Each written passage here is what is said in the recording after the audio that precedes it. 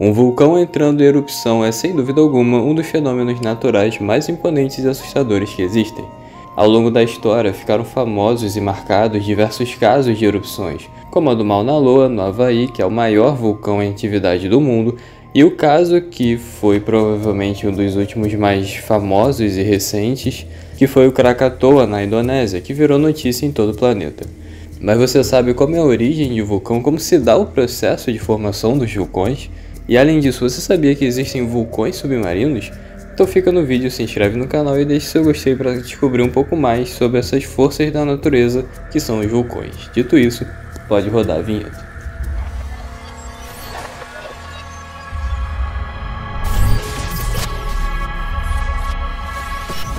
Formas possíveis para a formação de vulcões. Para entender como funciona o processo de formação dos vulcões, nós precisamos olhar melhor para as placas tectônicas, que são grandes porções, fragmentos da camada sólida da superfície da Terra, conhecida como litosfera, que é composta pela crosta terrestre e por parte superior do manto. Ao todo, existem 52 placas tectônicas, sendo 14 principais e 38 menores. E o importante aqui é saber que essas placas estão em um constante e lento movimento que é feito sobre o manto terrestre, sendo tal movimento impulsionado por forças provenientes do interior do planeta. E com isso, essas placas podem se afastar ou se aproximar uma das outras, gerando 3 diferentes tipos de fronteiras entre elas, que são fronteiras construtivas, destrutivas e transformativas.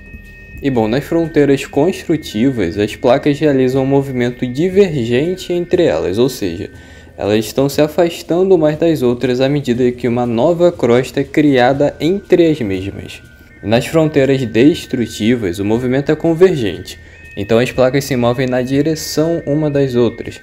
Isso faz com que uma crosta antiga possa tanto ser puxada para dentro do manto, quanto empurrada para cima, que é o que acontece, por exemplo, em uma região de montanhas. E nas fronteiras transformativas, as placas se movem umas sobre as outras, no movimento chamado de conservativo. E nesse caso, a crosta não é nem criada nem destruída.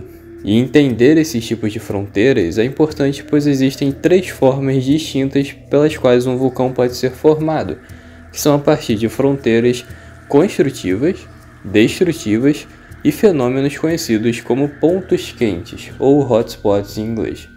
E quando um vulcão se forma a partir das fronteiras construtivas, que, relembrando, é quando as placas se afastam umas das outras, elas acabam criando um caminho para o magma passar e subir até a superfície, formando vulcões.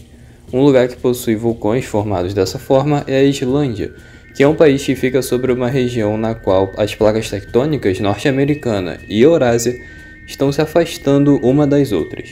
Essa região é conhecida como Dorsal do Atlântico Norte, e existem cerca de 100 vulcões nas redondezas, com aproximadamente 30 ainda ativos.